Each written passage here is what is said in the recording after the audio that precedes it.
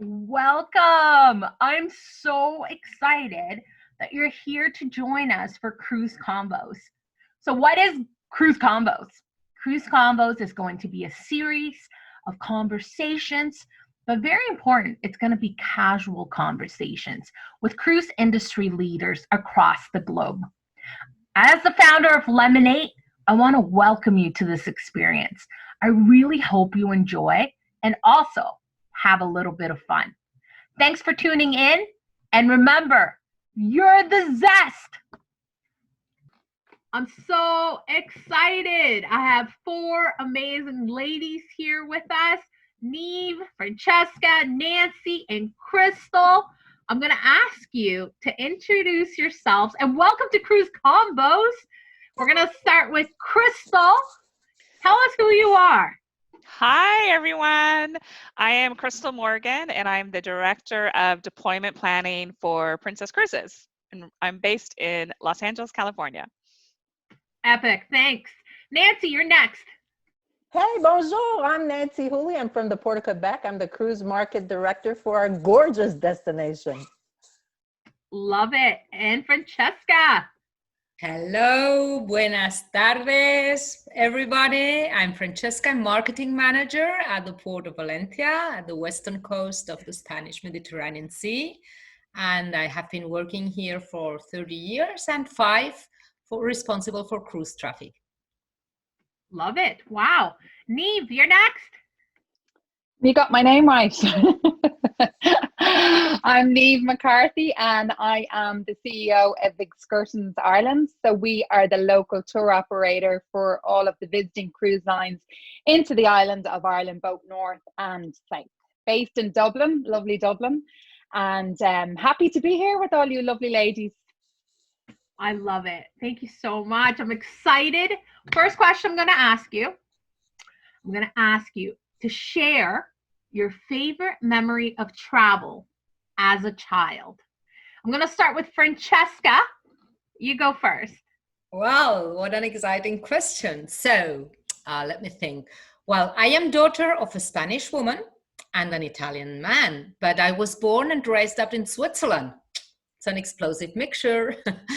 And therefore, every year and only once a year in those times, we loaded the car full with gifts, and we went in summer to see the grandparents, or into Italy or to Spain.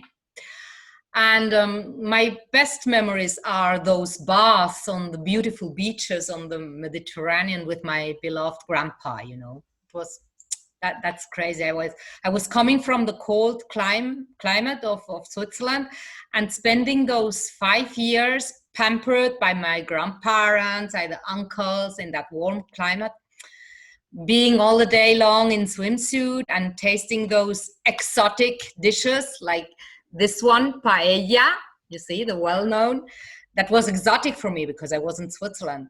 So I loved it, and it was just something I couldn't wait to do for a year long. You know, that was what summer in Spain with grandma and grandpa. That's my best memory. Oh, that's beautiful. Thank you so much, Francesca. Nancy, do you want to go next? Yeah, I guess, well, similar to Francesca, we used to be piled up in the car. And I am from a farming background, and so I think this is where we created the first food to table tours. We used to visit the farms, we used to visit the different gardens, as my dad was always interested in what was going on in the industry, finding out how he can have his best, agricultural, the prize-winning chickens, and then the gardens to go with it. So we would go around, and my brothers and I would sneak out of the car, and then steal, offer ourselves carrots and stuff from the different local grounds. So that was always fun, because being the girl, I got stuck in between all my brothers, and had to fight my way through it. But it was an exciting time, and what we remember and what we still do today is those sing-along songs that we heard on the radio. So there's a lot of it when we meet ourselves still today at Christmas and stuff. We'll remember those songs, and they remind us of what we were, who we were with, and what we were doing. So that it's the first food tours. I like to call them our food tours. So they were one of the best moments that we had as a family. That's awesome. Thank you so much, Nancy. That's beautiful. And Niamh, you're next. An Irish family, we had I have great memories of traveling with my family up and down the country, like yourselves. I come from a family of five. It was my mom, my dad, my older sister, and my younger brother. So like that, we would all be horsed into the back of a small little car to to drive down to West Cork or up to Donegal, which in those days we didn't have motorways. So it used to take like about 10 hours to get there. And like we'd literally be only out of the estate and I'd be turning around to my mom, Dad, are we there yet? Are we there yet? We didn't have phones, we didn't have PlayStations, we didn't have Switches. But my favorite memory of a holiday was actually 1994 when Ireland made it to the World Cup final in soccer, and it was on in America. So my mom and dad surprised us with this amazing trip to America. Like this is our first time to America, like just amazing. We'd seen it on TV and in the movies, and we were like super excited. So my mom wouldn't fly. She's terrified of flying. Now she'll fly, but you have to give her like about 5 Valium and 10 small bottles of wine and she'd be grand.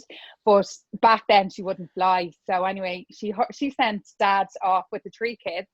We were on a charter flight from Ireland with all these head cases of Irish football fans, soccer fans. We had to stop in Newfoundland to refuel. I'll never forget. There was about 300 Irish paddies with their hats on and their flags arriving in Newfoundland to refuel. And we arrived then into LaGuardia. We were staying in New Jersey. We were playing in New York. And it was actually when we arrived at the hotel, we went to this sports bar that was connected to the hotel for our dinner. And we walk in and there's like loads of people crowded around all these big screens, like, you know, the screens you get in the sports bars. And we're like, what's going on here? So it was actually the night that O.J. Simpson was being chased. You remember, it was 1994 June.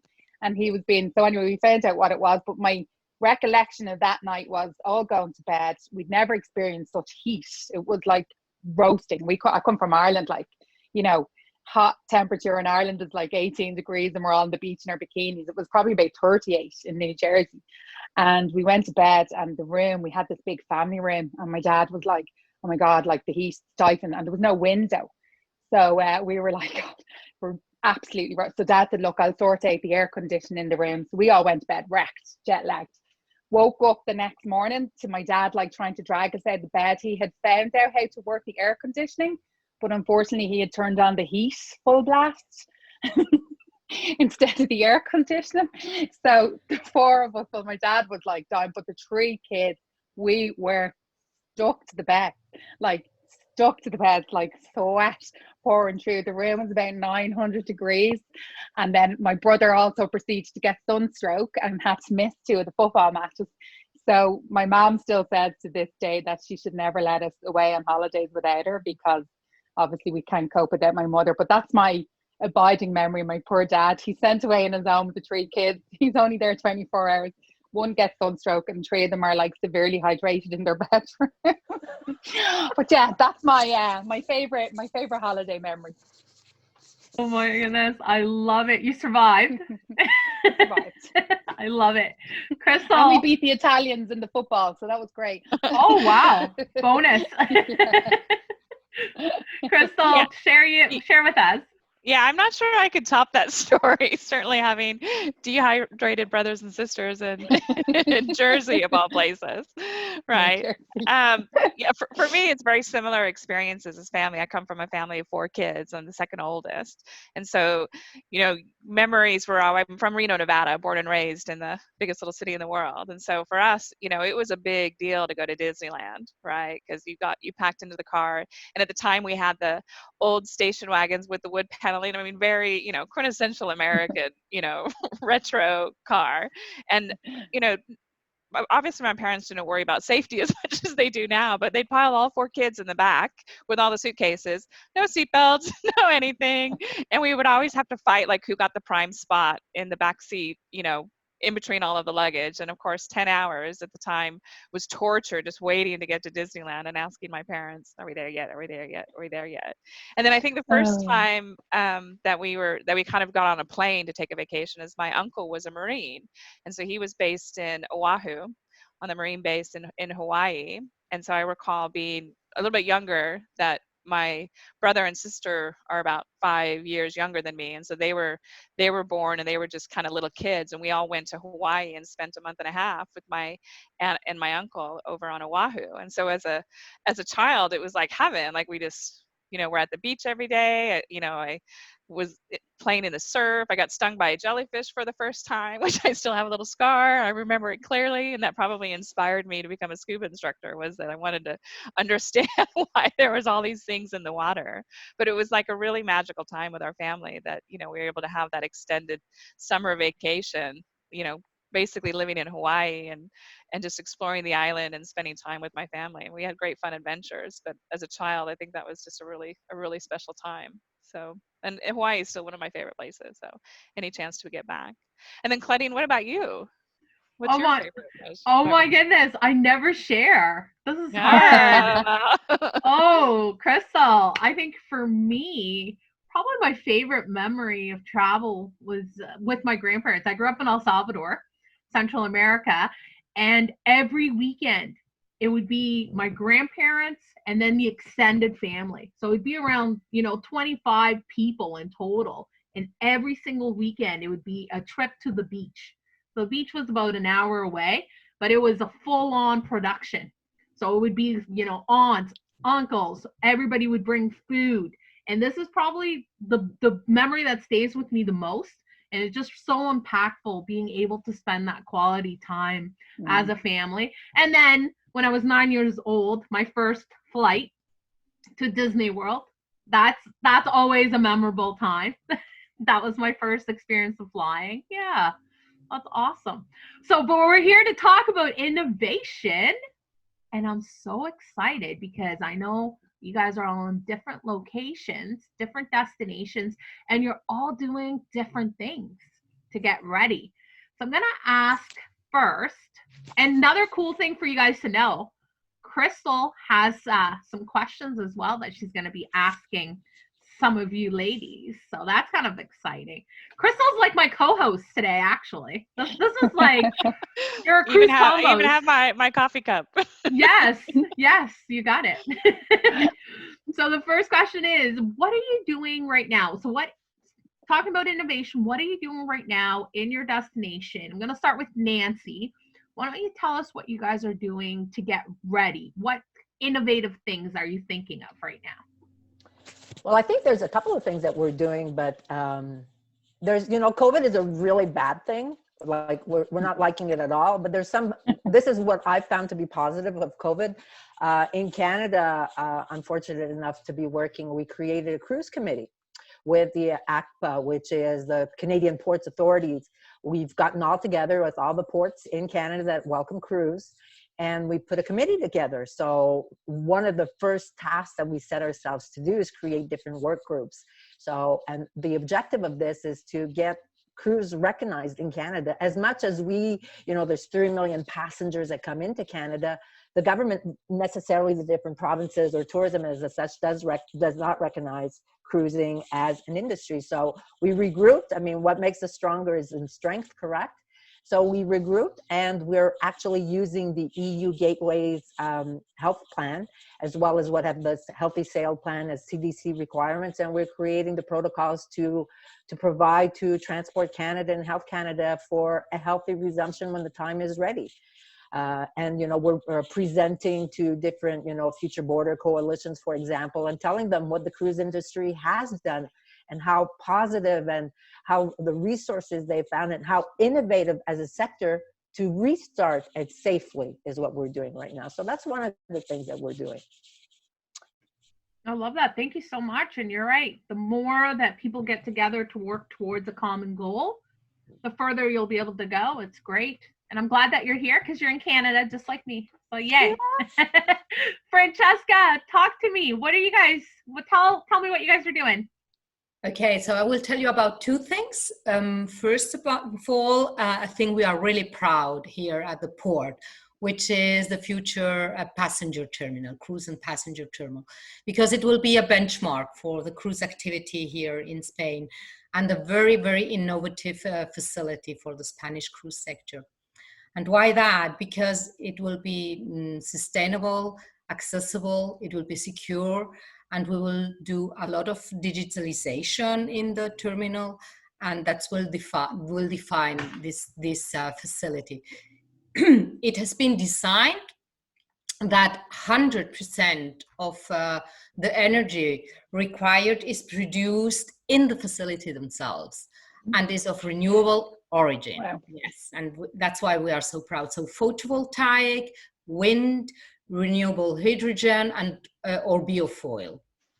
The project for this infrastructure aims that the terminal itself will operate with zero polluting emissions and will be committed to the circular economy. I think it's the term in English too. For instance, let me give you an example: noise reduction. All burns must be equipped with a power supply network for the docked ships, and 100% recycling of the waste in the biomethane plant to be built, which will be responsible for recycling waste both from the ship and from the building itself to obtain biogas.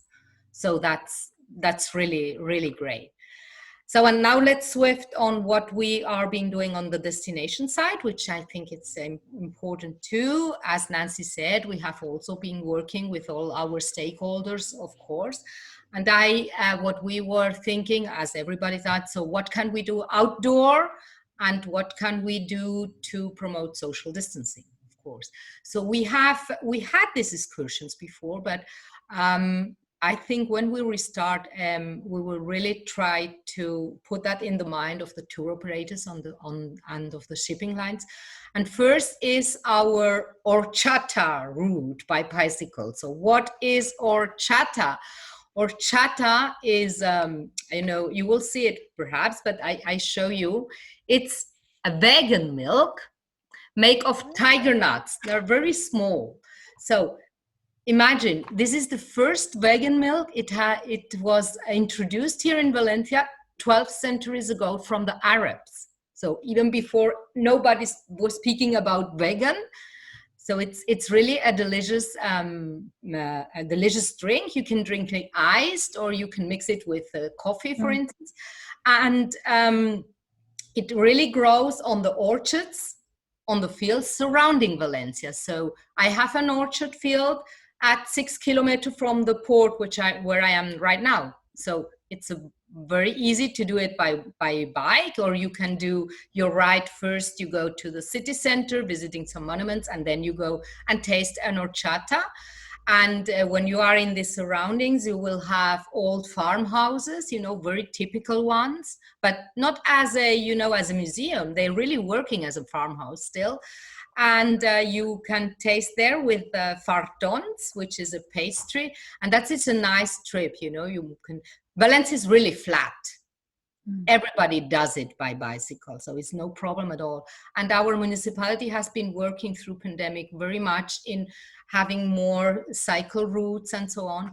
And I think that's great. And another trip we are really promoting and working on is that, Valencia is, as I mentioned before, the origin of paella, this very famous rice dish. And this is why, because we have, again, at 10 kilometers right of the port, we have a natural lake, an inside lake. It's on the sea, but it's sweet water. So it's 20,000 hectares with birds and flamingos and whatever. And it's very suitable for doing, again, or a boat road on that lake, or again, bicycle. And I think these are all options. We are looking in the new normal, as soon we can resume. But doing excursion with social distancing, open air, you ladies are all working in this direction, I know. But it is something that we really have to keep in our minds, and we have this already. We just have to sell it better, to market it better. I love it, Francesca, and I love horchata. I love it. I'm familiar with it. I would love to have a glass of that now. Yes, I am, and I'd love to have some paella to go with it too. I'm ready. I'll have some poutine as well, Nancy. Seriously, I'll just start naming foods from all over. I'm in. Never met a paella I didn't like. So Me neither. I love it. Niamh, do you want to share with us? Yeah, I mean, I suppose, like the ladies have already said, you know, we're involved in a lot of the tourism recovery task force groups. So we're feeding in, obviously, cruise, a bit like what Nancy said, it's still not recognized very highly over here because it doesn't provide bed nights. So it's not actually very highly recognized as a tourism sector. So we've always had to work hard. We've always kind of felt like the poor relative. So now we're actually having to work harder to try and get recognition, to try and get funding, to keep a lot of our small little visitor attractions open and alive. But also, as the ladies have said, we have found, and this is one part of the pandemic that I've actually found positive, if you could say that, is that we actually have had time to sit back, look at our products, look at what we're offering and say, well, look, we can actually do this, but we can just do things differently, or let's develop new tours. So we've done a lot of, we've been asked, I suppose, in the last 2 to 3 years, more and more by the cruise lines to offer more sustainable tours, and tours that are obviously, you know, I suppose aimed at people giving back to the areas that they visit. So I know 2 of our most popular tours that we are doing at the moment, and we're in development to actually bring them along further. Our one group is Clean Coasts. Obviously, we're a small island, you know, and we're surrounded by sea and beaches, beautiful sea and beaches, freezing cold. We never go. Well, I swim in the ocean, believe it or not, but you know, we're surrounded by these stunning beaches, like stunning beaches. I always say, if we got the weather in Ireland, we wouldn't travel anywhere else. We have the crack. We have not the real, the crack is Irish for the buzz. It's CRAIC. The crack is like a bit of laugh. Sorry, I should have. Yeah, you don't need to over explain it. We have the crack, the Pohl, which is Irish for music. We have lots of drink. We have great food. We have spectacular scenery. But unfortunately, and probably even more so now in the pandemic, these beaches are getting polluted so badly with people visiting them. So this new organisation has come up called Clean Coast. So what we did it ourselves as a company, and basically you will go out with a volunteer from the organisation who will show you around, show you the history of the area. We went down to a local beach in Dublin, Bull Wall, which was actually instrumental in certain landings by the British into Ireland. So it's a huge amount of history. So the visitors will learn all about the area and how it became famous. And then we do like a beach cleanup. So they do competitions and everything to see who gets the most rubbish. I think I won. But anyway, yeah, no, so it's a fun way of doing it, but you're helping the environment, and you're learning all about the rubbish. Like, I mean, it's actually quite distressing when you hear how long certain things take to, you know, disintegrate. It's like, oh my God, and we're throwing these in the ocean, we're throwing these on the beach. So we're doing more like that, small groups. Also another one up in the mountains, the Dublin and Wicklow Mountains, which are literally a half an hour outside our city. There's another great organisation called the Pure Mile. We kind of call it the Green Mile, but it's basically you can like own a mile of land, and it's your responsibility to keep that mile of land free from illegal dumping. So this is it's a really scenic part of Dublin. A lot of our tourists would drive there from Dublin to get to Wicklow. But more and more we're seeing illegal dumping, and we're not just talking about, you know, soft drink cans. We're talking about mattresses, bikes. So this new initiative now is where you adopt a mile of land from one area to another, and it's your business then to keep that free from dumping and junk. And the visitors loved it. We did a load of it last year with some guests, and they absolutely loved it because they were in the wilderness of the mountains, but they were also doing such good. And again, they were learning about the history, you know, all of the natural life up there, the animals, the flora, the fauna, but they were also giving back. So this is what we're developing more and more. And then obviously our bread and butter tours, we're just learning how to operate them in a safer way. So there's an awful lot of back and forth with all of our visitor attractions, our coach companies and all of that. So it's busy, but we also find that we've had a lot of time to develop new ideas that we never have during a busy season, when Crystal is sending us like you know, a ship every other day with like thousands going on tour. We're like playing catch up all the time. So this has actually been a time to step back, reassess what we're doing, reassess what we could be doing better, and then implementing them and being ready to implement them when the world is ready to cruise again. Wow, great answer. I love that. And I think the people who will be doing these tours are going to feel like I'm giving something back. And at the same time, not everyone else is doing this. So it's kind of like they're going to feel very important. Great initiative. Thank you so much for sharing, all of you. Crystal, do you want to share something that you have seen? You've probably been talking to thousands of people around the world. Something, maybe if you want to share something that you've seen that stuck out, that you're like, wow, this is innovative. And then why don't you, I know that you have some questions for the ladies. Take it away and ask the questions, my co-host. Hey, great. Thank you. Well, I just want to compliment all of you on these initiatives. And I think that, you know, we do need to be positive and look at that silver lining to say, yes, what's happened to the world is awful and we never want to go through it again, but to take stock of what's really important to you personally as well as professionally and also in your communities. And so that's really important, and we do commend all of the efforts that are made. I do want to say that having that focus on sustainability, you know, giving back, really looking at your destination through a different lens is something that we are seeing worldwide. And you know, you guys are great examples of what is happening out there. And you know, if I had to make a prediction, I'd say that when we do start returning to cruise and to travel, is that I'm hoping that mindset shifts a little, where our guests maybe aren't just interested in seeing the highlights or, you know, just, you know, kind of the ABC tours of another bloody church, as they say, of touring, that they're really looking for those meaningful experiences that connect them with the destination, whether that's the environment or the people or giving back or the paella and the horchata. Like I think food is always that way to somebody's heart and that connection. So keep up that good work. And I think that those kind of messages are ones that we need, you know, we need to get out there to our guests, kind of the, you know, we know we have these conversations within the industry. And so how can we come up with innovative ideas to sort of push those messages out to our guests to know that, you know, when they come on a cruise, whether it's with Princess or another cruise line, that these experiences are available for them to really help support the destinations as they come back, you know, and in particular about sustainability, you know, being able to, you know, we're looking at different innovative ways for us to, you know, reduce our carbon emission, you know, making sure that everything we do is of value to both the guest and to the corporation, as well as to giving back to the communities, you know. So I do want to commend you, you know.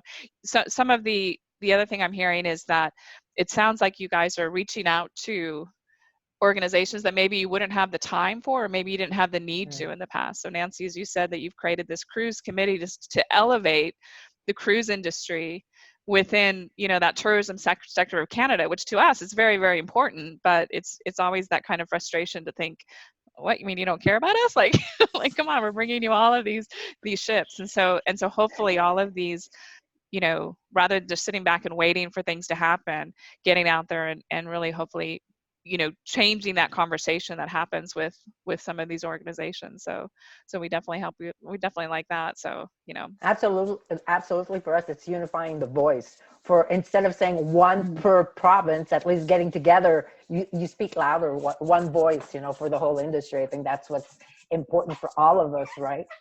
Agreed. And I think that's going to make a huge difference when we do return to service, because when we have a ship, you know, for example, in your region, Nancy, if we are coming, or even Francesca in Spain, if we're coming to all these different destinations within the same country, there needs to be that continuity of protocols and expectations, so that, you know, our poor passengers aren't put through, you know, different expectations every time they leave the ship, you know. So and that's needed anyway. Even before COVID, those are the kind of things that we all work towards. So I think it's really great, you know. I'm even, go ahead, Francesca. No, fortunately, as you mentioned, Nancy, before, most of the countries, well, at least Spain does so, is looking to the healthy gateways or other protocols, you know, of international organizations. So even if there may be small differences, but I think all the industry is at the end looking or at CLIA or at, you know, MedCruise or whatever, or gateways. And so I think the cruise line can be,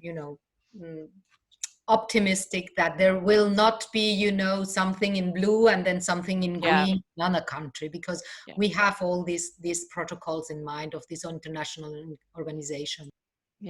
And to add to that, what we found that was phenomenal is this industry is so welcoming when you reach out. I reached out to different people and saying, listen, what are you doing? The Port of Rome, and what have you done? Could you share with us? They were open-armed in letting us sharing the information, coming to conversations to educate the people, to school some of our people that, want to learn more about cruise, and how successful resumption looks like. And to that aspect as well, tour operators, that have helped us with the information. So prior to that, this industry is very, very welcoming when you reach out and ask. And that is something that I applaud, and I'm so grateful to be part of that industry because of those elements. Yeah. Completely agree. Yeah. We've even seen the same cooperation between our sister brands, and our other brands as well. It's just that we're all in this together. Exactly. We all, one cruise line success is going to lift all of our lines as we come back into service. So yeah, I've always seen it in my experience, the industry being very cooperative, but I'm always looking at it from the from the cruise line point of view, and you guys have always done a great job in sort of elevating each other when it comes to great ideas, and keeping safety as the first priority, and guest experience as the second priority. So I have a question that I'm going to ask each of you. So during this time where it sounds like each of you have had that moment to step back and think about your product, your destination, what innovative things are happening, but as leaders, and in particular as women leaders, how do you think that has changed you? What have you learned about yourself that maybe you didn't think that you had that skill or that ability before COVID happened? And I'll start with Francesca.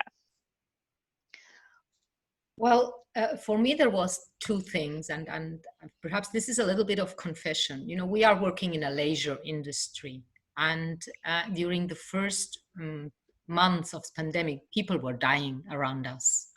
And we were at home, locked down. And I have to confess that regarding, other colleagues, for instance, here after port, we have to make in sure that the face masks arrives to the country, in the cargo sector. I was sometimes a little bit ashamed and said, hello, here I am. I have to work for my industry. I'm sorry, it's a leisure industry, but it gives work to a lot of people, and it's an important industry, economically speaking, too. So it was like a little bit, and that made that I was really very, very careful in choosing my words, explaining the importance of working on it. Meanwhile, the country was living such a disaster, So myself, I was, you are really keeping worry, like, I'm a little bit a forward lady, you see me, but in that sense I say, okay, no, stop and quiet, and you have to defend what you are managing, the cruise traffic, but do that carefully, be patient, that perhaps persons you are writing and give me information or blah blah, they didn't give it to you like normally in a week, and sometimes it lasts 1.5 months in that situation. So that is the first thing. And the second thing, learn to be flexible. Every day the situation changed. And the third thing, which also personally, it's so a great difference. Now it's almost 2 years, no, 1.5, sorry, that a year, sorry, that we are in this situation, and now we are used to see each other in Zoom, in Teams, or whatever. But in the first month, it was sometimes very difficult to see the nuances in a hand moving there, or or it was really, really difficult to what is the sense of the sentence this person is telling to me. Now we are used, but in the beginning it was difficult. But Yeah. the most important thing was this leisure industry and people dying. How do you combine that? That was for, Right. to something we had all to learn. Right. You really had to dial up a lot of your empathy, but still, keep your agenda and moving forward. And sometimes being a leader isn't about being the loudest person in the room. It's really about listening to the situation and then responding accordingly. It sounds like that adjustment. Yeah. Yeah, I agree with the video conference. Like, we've all gotten used to, what we look like on video, which we certainly weren't used to before, and just a different way of communicating. And also we get to sort of peek into everybody's personal life, because you get to see inside their houses, you see their families, you see their pets. And I think in some ways it's brought, my team a little bit closer, because you're able to sort of see that side of them that maybe you don't see in the office. Yeah. Thank you, Francesca. And then Niamh, same question. What have you learned about yourself? I suppose, there's been a few things, like I have found it very difficult, because I suppose owning my own tour operator business has had its challenges. I've had 26 years in the industry, and I've never had like a summer at home. I've never had like evenings at home. I've never had weekends at home. So to adapt to kind of that, 24/7 full on pace, to then not having that, I actually found that really difficult, and it took me a long time to come down from that like sort of high. But I also actually started to enjoy it, and I loved being at home and spending time with my family, which, as like Crystal, you know my family, like I like they're so supportive of me and my business. But I always have the mammy guilt, and I have the wife guilt that I'm away a lot. I'm constantly on my phone. Even when I come home in the evenings, the phone is going, because as we all know, in the cruise industry, there is no 9 to 5. A ship gets delayed leaving Liverpool, has a knock-on effect in Dublin. So you're always on call. So I always had that sad face from my son saying, "Oh, Mom, do you have to take that call?" and missing putting them to bed. So it's kind of taught me as a person that, there are other things in life. And actually, if you step back, you can combine them both. And now I don't have to be rushing in the morning, getting him up for school and rushing into the office on time. Same in the evenings. I'm not like rushing home, trying to collect him from after school, being in an angry mood because I know I have to go back on the phone in an hour. It's a more leisurely approach to life. And, there's a lot to be said for it. And I suppose it has also taught me that all of my team are the same. They are all in the same situation. A lot of them have kids and family. So I suppose I've stepped back and looked and said, look, let them enjoy the time with their family. And I've said to them on numerous occasions, if the work comes in, it's not as pressure to do it. So if it's a nice day, which is rare in Ireland, go out and enjoy the fresh air. We're only allowed to travel within 5 kilometers of our home. So like, go out and enjoy it. Go and enjoy the time with your family, and come back when the kids go to bed and do your work. And I suppose that's maybe a female point of view that I feel now that the girls are a lot more productive, because they know now that they don't have to choose, that they can actually have that time. They'll work in the morning when their kids are homeschooling, and then in the afternoon they'll take a few hours off and go to the park with them, go for a walk, bring them for ice cream, put them to bed, and then they can work from 7 till 10 or whatever. And I think they now know that I'm okay with that. And everybody's a lot more relaxed. And I think that would come with, I'm not saying dads don't feel the same, fathers don't feel the same, but I think it's very much a female thing. I think women will always have mammy guilt and wife guilt. So I suppose personally it's taught me that. And then from a business point of view, a bit like Francesca, I've been very cognizant of all the people that are dying around me. I know people, unfortunately, within my small circle that have passed or that have been very sick. So it's very difficult and I have found myself actually refraining from doing it, which again, Crystal knows me, I'm very full on, and I'm always, promoting Ireland and out there promoting cruise.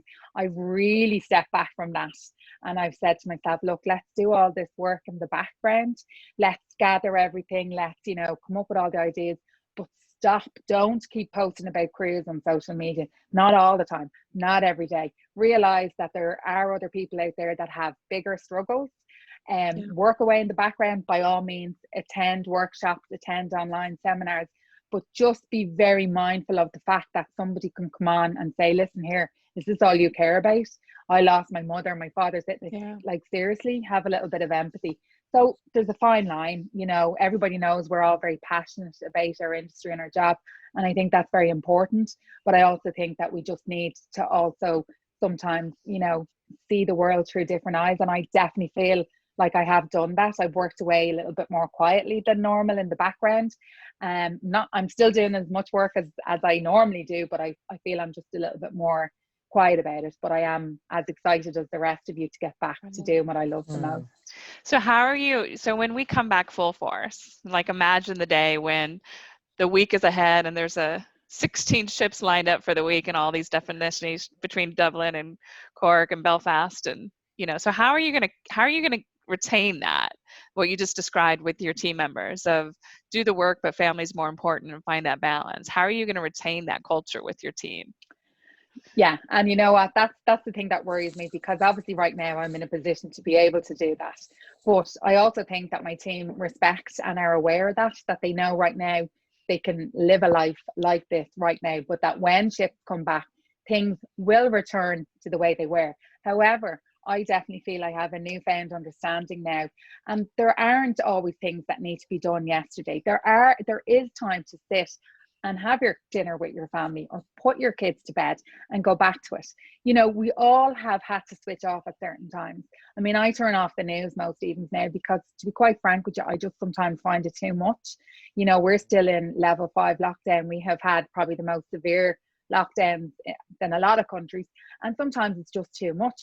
So I think what we need to do is we need to just plan better. I think this is kind of, we've worked more like on our bespoke software program that to me will cut hours off work in the middle of a season.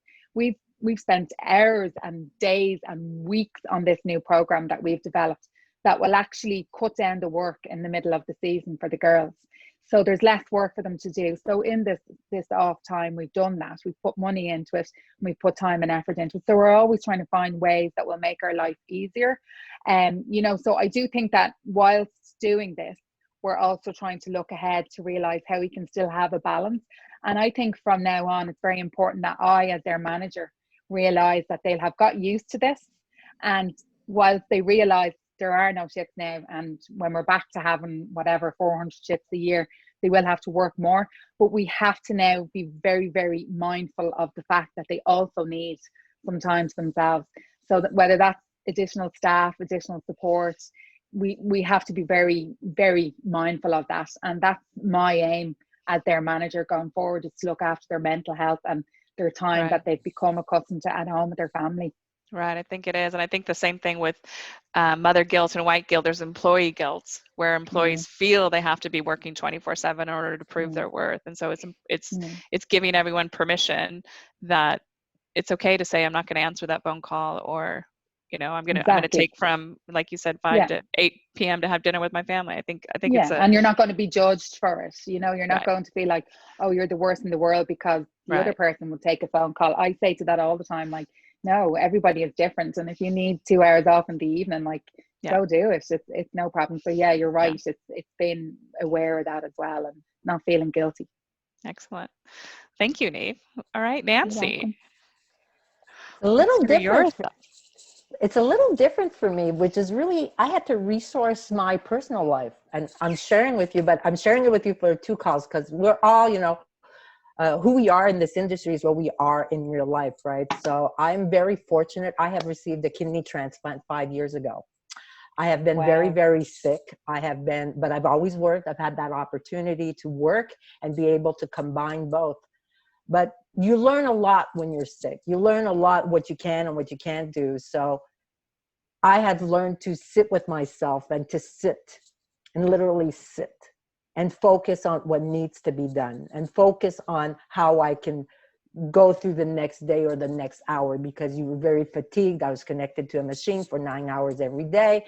So it brings a different, you know, the pandemic for me was, I had to bring it back. So what it was is, hey, I can still walk. I can still talk. I am lucky enough to work, but how do I make it different? So I think that was what I had to go back to. So, you know, my empathy that I learned, what today you can't do it, I get you. But you know what? Come back to me. And to your point, Niamh, is what you know, what other people can do. So maybe, hopefully, I help people out just to listen, you know, to my colleagues, and, you know, having a rough time, you know, some of my colleagues are tour operators that went through a really rough time, that they don't know where they're going or what they're doing. So using that and saying, you know, this is what can you do, and trying to guide them, or just listen. That was pretty much the role that, you know, and then doing what you could on the days you could. So, which is, hopefully nobody has to go through that, and I prefer to learn through it. But the pandemic for me, hey, I was, you know, couldn't move before, but now I can still do a lot. So, and I'm so very thankful every day the sun rises and I can get up in the morning. And so it was very different for me how I felt it. But mind you, I am healthy and I'm ready to get out. The lockdown here, it's enough. We have curfew. I feel like a 14-year-old. I want out. Oh, wow. No, thank you for sharing that story. It is amazing. Definitely a different perspective, you know, and I think that, you know, I definitely am a advocate that listening is sometimes more powerful than speaking. You know, that listen, whether that's listening to the other person or listening to yourself, most importantly, is that when we're in conversations with other groups of people, we're usually listening for when we can insert our opinion or when we can get a word in, versus just listening to what the person is saying and listening to what they're saying behind that. You know, so that's, you'll have to give us all lessons on sitting, sitting and listening, because I'm not very good at it either. But wow, that's a great story. Thank you, Nancy. And then Claudine, because you never share, you're going to share. So same question to you. I think for me, 2020, I started my own company, Lemoneight, and it's been busy. I've been going. And one of the things that, like Nancy said, just listening to people, having a lot of friends from different places, different countries, I think it's made me appreciate life more. For example, a good friend who is involved in the cruise industry from Mexico, he had COVID and he ended up in the hospital. And just today he wrote to me, he said, I'm out, I'm feeling better. His partner also had COVID and they're both doing well. Just having these moments of saying, you know, you ended up in the hospital, you could have died, something could have happened to you.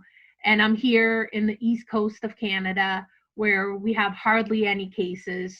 Our kids are still going to school, you know, and seeing the different ranges, like Niamh said, she can go out, I think she said 5 kilometers, right? Nancy having the curfew. We've been so lucky here, but really connecting with people all over the world and hearing the different stories, and just so appreciative of our industry, of how connected we are, even though we're so far apart. Yeah. That's it. It's really showing that we're all very similar, that at the core of all this, and I think you've all said it, that, you know, family's important and yourself is important. And we all love our jobs. We love we have passion for it. We love what we do, and that's what motivates us. But at the end of the day, it's that reset of, okay, let me just actually do stock of what is important to me, and what is important, what's going to make me a better person, a better leader, a better representative of my country and my destination. You know, and I think I'm hoping that does kind of evolve to a much more empathetic world as we come out of it. So those are my hopes. Yeah, hopefully it won't just suddenly go back to the way it was. Everyone's like, I'll never take anything for granted anymore. I'm like, will you put that in writing? and when you do, I'm going to remind you. Yeah. And just all those, you know, now we're all those personal struggles. I mean, our hearts definitely go out to, you know, we Princess Cruises being at kind of the forefront of the whole experience. We're now in that, you know, we passed the year anniversary of when Diamond Princess went into lockdown, and we've learned so much from those experiences. And, you know, just the way that our whole team have been so resilient and everyone rallied around, you know, a common experience has been so inspirational. So I think that's one of the, I think that's one of the best things is we all learned. And if we're Yeah. open enough to Mm. listening and to ask the questions, we can all learn from that. We never want to see a diamond princess again, even, you know, as co-workers, as part of the industry, but even as for our families, as because we can all relate to the story. Yeah. Because it handles some of the basic fears. And that's what all of us had of this. Where's my job? How am I going to survive? Am I going to be able, is my industry going to come back? It's dealing with all those fears. Yeah. And as a leader, and most of the time is you have to convince people that it's going to be okay, but you yourself, you don't know. Yeah. So that's huge. Exactly. And so, you know, Huge. one thing I've learned, and also what I've observed during all this time, is just that honesty, you know, is that, you know, there are times at the beginning of when we went in lockdown here in March, and, you know, we were figuring out what was happening with our industry and with all of our ships I appreciated that our leaders, you know, said, I don't have an answer for you. Like, I don't know, you know, is my job safe? I don't know.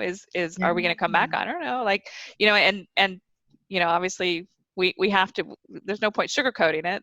It's having the guts within yourself to say that and be honest with your team members, and having to let your team members go. I'm sure you've all experienced all of those kind of experiences. It's not easy, you know, but we've budget all time. Yeah, it's budget horrible. time. My goodness, how many budgets has everyone written, right? How can you budget when you've no income? Well, Budget of zero. Yeah, just forecasting. You imagine the misery. Okay, 50. Oh no, 20. Oh no, 0. Oh my. Zero. Yeah, It's not good. Yeah, you have to learn. You have to learn to, as you say, to let staff go, and that to me has been the hardest part of this whole thing, because I've always, and again, Crystal, you'll know, like, I've always treated my team are like my second family, and to have to make those calls is just broke my heart, like. And I tried to hang on for as long as we could, like, but I knew it was inevitable. But that to me has been the hardest part of it, because you know them inside out, you know their situation, you know they have a mortgage, they have a new car, they have a new kid, and you're like, oh my God. But like, you know, they all understand, but you still have to do it. They understand that if there's no income, there's no job, but it breaks your heart. And then it's just thinking how far it sets you back. You know, like, it's not even just losing them, it's losing the knowledge and the experience that you've you know got from them from the last 10 years. That to me is even worse, because it's like, oh my God, how am I going to train all these people in to hit the ground running, you know, to try and pick up where we left off, when we've spent so long training these great staff in, and you know they gave it their all and now they're gone. I think that's going to be a big problem. I even see it with my fellow tour operators that I talk to, like, you know, gutted, like 80% of their company gone, and it's like, you know, we've bare minimum just ticking over, you know, and it's like, oh, that knowledge, experience, it's that, I find that tough. I think you made a really good point, Niamh. We just had International Tour Guide Day, and a tour guide from Mexico shared that a lot of the tour guides actually got other jobs.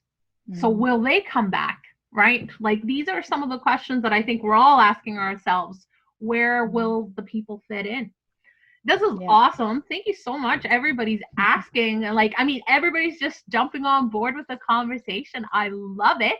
I think Crystal should just become the Cruise Convos, my sidekick. She's like, I love it. And in fact, if you notice the alliteration, Crystal and Claudine, Cruise Convos. Oh, yeah. Oh, yes.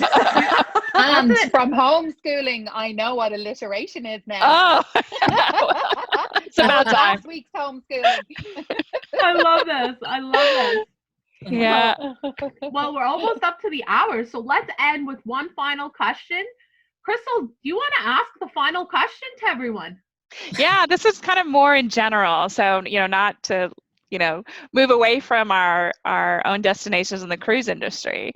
What do you think in the world that has changed because of COVID that you want to stick around? So I'm going to give you an example. So anybody that knows me knows I'm a huge tennis fan. Love it. And so I spent the past 2 weeks, you know, actually it's a good thing of being home. I'm able to actually watch all of the Australian Open live because of the time zone. And one thing that they pointed out was that in the main courts now, they have electronic line judges. So they don't have the people behind the lines anymore to call the balls in or out. It's all electronic. And that's something that's probably going to stick around. And unfortunately for the people that have jobs being line judges, but for the main tournaments, they're going to keep that electronic judges, and that's a result of COVID, right? So, and I thought, oh, that's interesting. Like, that's going to stick around. So what do you think in the world, like what has changed in the world that you think, or even within your destination that you think, yeah, I hope that we keep doing that when we come back to the new normal? I'm going to start with Nancy. Oh, wow. Okay. The first thing that came to my mind when I heard the question was, remember, well, none of us were there, but after the Spanish flu, the Roaring 20s. So I am all for roaring whatever after this. So, the clothes, the shoes, the kit, the whole kit and caboodle. I'm ready, and the travel. Oh, getting into a car. But I think as our destination, what I really appreciate is all the efforts that have been done to, working together, our, sustainable development plans, to making everything that we have, like, shine it up. As a destination, Cruises St. Lawrence, for example, we've created a sustainable development plan for our 9 ports to show off our even more of what we can do, to embrace that. And I think we're all going towards that. And for me, I'm a grandmother of 3. Wow. So for me, it's to leave something to my kids for that they can be healthy in the works that I do, but also that they are proud of the Generation X that's done nothing, which is, considering my generation. So if we can make that even better, so that's what I'm looking forward to, and being more conscious of buying from our local farmers, our local stores, and finding out what is available locally. And that has been, for me, a true find and very enjoyable. Like, all the little things that have happened that, which we were so global that we would look over where, and we're close to home, that closer to old school kind of feel of how, your shop, you would go into your local streets, or even the parish bulletin, or you go to church and you talk to your local the people from your area. That permitted that. So hopefully that will stick around. I would like to see that. Very local, staying connected to your immediate community. Yeah. And listen, I'm all for it going full on 80s. I want hairspray. I want blue eyeshadow. I want shoulder pads. That's my prediction. I want it to go full 80s. What? Excess. Massive excess. Anyway. My hair is ready. I can do it in a heartbeat. We're there. Now, I see a follow-up to this, Claudine, when in a year's time. That'll be you on your own. Not opposed. Okay, so Niamh, what do you hope sticks around? I had this conversation with my husband the other night, actually, and I think it's gas, because we were obviously, now everybody's washing their hands. Like, my son keeps saying, like, oh, Mom, if you make me wash my hands anymore, the skin's going to come off. I'm going to look like Freddy Krueger. So I'm like laughing, thinking to myself, yeah, the child is washing his hands morning, noon and night. And I'm like, nobody actually in my family, or my, like, kind of like, well, myself and my husband unfortunately had COVID, but nobody in my immediate family have had like a head cold. And I'm like, I want all of this mask wearing and hand washing to stay, and sneezing into your elbow, because it actually has suppressed the common cold and the common flu in Ireland, which is like unbelievable. So that, but also Nancy got there before me. I find the exact same. Actually, a lot of it has to do with Brexit as well. But I have found that here in Ireland as well, we're way more conscious of supporting Irish, supporting our own. Obviously, all of our shops, and I mean, it's heartbreaking. A lot of our shops have gone out of business, our restaurants. But now the ones that have remained and are fighting for survival, they're doing, takeout menus. They're doing, like, just the pub up the road from me here, on a Saturday night, they do, like, their weekly cocktail. So you can order, and they do deliveries. There's guys setting up, like, Guinness kegs in a van. So they'll pull up outside your house and give you a pint. All of these, like, innovative things. And it's been amazing just to watch them grow. The coffee barn sheds that are able to travel around, supporting them. No offense, but not going to necessarily Starbucks or Costa or Insomnia, the big, going to your local coffee shop. buying coffee from there, buying your clothes for birthdays, Christmas, from Irish suppliers who are fighting for survival. And I've really seen like a lovely cohesive Irish approach in the last while. And actually, to me, I'd love to see, as you said, Nancy, I'd love to see that remaining, that we are a lot more mindful of supporting our own and, you know, just trying to keep our economy afloat. That is a big thing for me. And also, I love the fact that there's no crowds at the football matches. Because there's no, I know it sounds ridiculous, but there's no racism, there's no one screaming from, you know what I mean? It's actually quite refreshing. Yeah. And you can hear what the players are saying, you can hear them swearing. They'd be running up and down the stairs, Nancy, if they were doing all that swearing. You can hear them sing at each other. It's a bit like what you were saying with the tennis, like there's no crowds now in the stadiums in the UK, so you can actually enjoy the game more because you can hear the players, you can hear the manager shouting at the players, and those kind of things. And also shops not being as crowded because it's a controlled system, so you don't feel, so you're not queuing for 4 hours like to pay for your groceries, and there's a lot of good that has come of it. And also just like looking after your neighbours. I mean, you know, I work for a charity alone, which is a charity for the elderly people. So I've always helped with this particular lady. She's my lady. I visit her every Monday night and I ring her twice a week. So at the moment I can't visit her. But, you know, Alone have had more volunteers since this pandemic than they've ever had. So people are willing to help their neighbours. They realise there's old people out there that haven't been outside their doors for a year. So even if it's just dropping them up a cake, or like, you know, I always just drop Kay up flowers or a cake, or, you know, and I'll get her shopping delivered to her. It's just these small things that you're very conscious of that they can't get out and about. So just help them more. And I just hope people remain like that. As I said, don't take things for granted and just realize like that, you know, the world can be a better place if we're nice to each other. Agreed. Yeah, those are great examples. And let me know how I can get that Guinness van to come here, because I'm ready for that. You'll have to have a fight with my husband for that. I'll take it on. I'll take him on. Customer. The number one customer. I can take him on. Okay, Francesca.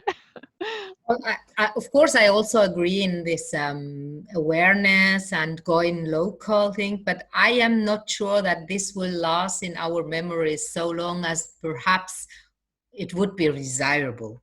But what I think is really has really come for staying is going digital. You know, why shall I go and buy in a proper shop if I can do it online?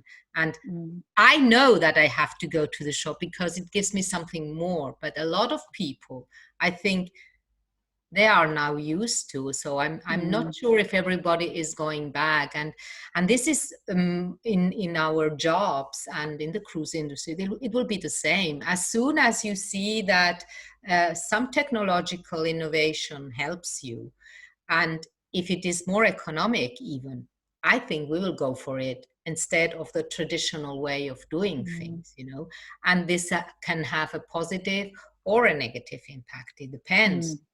But going digital, I think it's a lot of people who never paid with globally speaking, with a credit card. All of the sudden, they just used. Even a person of, you know, my father, he paid cash because, you know, he was used to it.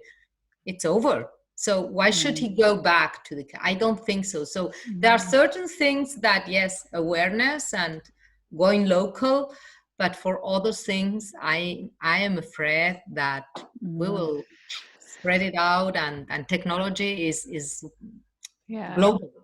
Yeah, I agree. It's impressive how we were able to transition so quickly from all of us driving to an office and feeling we had to be there to we're all in our homes now, and that's probably going to stick around. I agree. You know, let's hope that we can do all that we can do to, you know, support that local. And I think some of the tours that you guys have described, you know, making that the forefront and the hallmark of your destinations to really support local communities, I think is really, really important. Yeah. Okay, then Claudine, do you want to answer the question, or? Well, I guess I will. I think for me, something that I learned is to ask for help. And this is something that I think is going to, for me personally, is going to stay with me, that it's okay to ask for help from someone. You know, starting a new business is not easy, but the amount of people who in our industry who have said, you know, I'm going to help you. Here, try to do this instead. Or how do I do this? And just be making yourself vulnerable to say, hey, I don't know this. Can someone help me? I think that's one thing that I've learned that's going to stay with me. And then the other thing, going to Francesca's point of technology, this came out here in our area before COVID, which is you can order your groceries online and then just drive up and pick them up. I never did that because I love going to, shopping and just seeing who I talk to in the shopping grocery store. But that has been the most amazing thing. And I'm going to continue placing my orders online and going to pick them up all the time. I think that is one of the things that's going to stick for me. Yeah. I do have a slight addiction to Instacart. That is, we have that here where it's like, I don't think I like what I'm having for dinner tonight. So you just go online and food shows up at your door. It's amazing. I can't wait to get close to a restaurant. I'm in the middle of nowhere here. I can't wait. I haven't been to a restaurant in a year. Oh, wow. Wow. No food ordering, nothing. Wow, that's impressive. Yeah, I have more chances of seeing a moose than anything else. What about you, Crystal?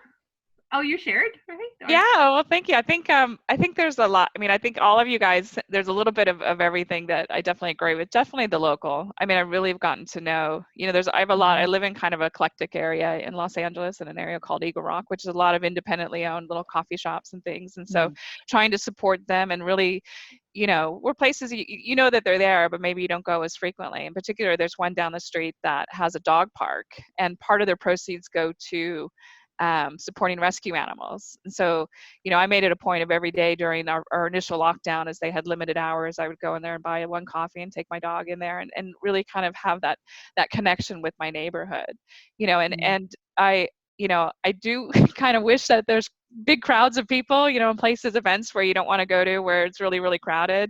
I'm sure over time that's going to dissipate, but imagine, I haven't been on a plane for a year and a half. So, I'm hoping that, there's change in those kind of crowds of people and being around people, but I know that's not going to last very long. Most definitely. And then the technology, I mean, I kind of predict that we're going to be able to work from home and have a lot of a different flexible work schedule so that we can be more balanced with our family, that you can still put in your 10 hours a day, hard work, but the minute you switch off, you turn your chair around and you're right there with your family versus getting in a car and commuting and having to, spend all that, especially here in Los Angeles, there's a lot of commuting happening. So I have enjoyed that. So I hope that continues on for the time being. And, my biggest hope hopefully is that, that we come back this year and that the travel, I know that there's going to be a travel boom. I mean, my family are, every 5 minutes they're asking me, can we book this? Should we book this? Should we book this cruise? Where should we go? And trying to get them to, hold their horses and encourage them to, wait until we can see what 2021 is going to look like. But yeah. So awesome. Do you want to say the final goodbye, Crystal? Me? All you have to say is thank you, ladies, for taking part in Cruise Convos. We'll see you next. Yeah, go ahead. No, I don't want to take that away from you. No, you go for it. You're like amazing. Well, I just want to say thank you for including me in all this, Claudine, because this has been such an inspirational conversation. You guys are such great leaders and some of my favorite people. So it's nice to see your smiling faces, and it's great to sort of connect with you all on a very personal level as well. So, thank you for joining Cruise Conversations. We look forward to the next time. Or Cruise Convos, sorry. Bye.